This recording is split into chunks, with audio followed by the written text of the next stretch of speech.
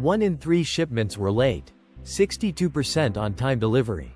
Leadership called it a demand problem. The data said otherwise. An 8D root cause investigation and a full value stream map found 3 causes.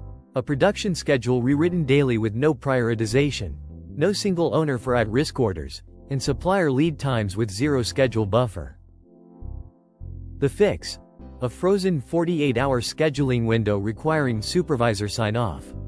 A 3-tier daily accountability cadence: floor huddle, cross-functional check, end-of-day review. Visual status boards on the floor. Weekly supplier scorecards driving corrective action. In 12 months, on-time delivery went from 62% to 96%. Customer escalations dropped over 80%. Schedule adherence rose from 70% to 94%. Supplier performance improved from 71% to 91%. Delivery problems are usually system problems, not capacity problems. Visual management changes behavior faster than any report.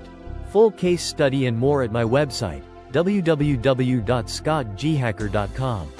Let's connect on LinkedIn at scottghacker.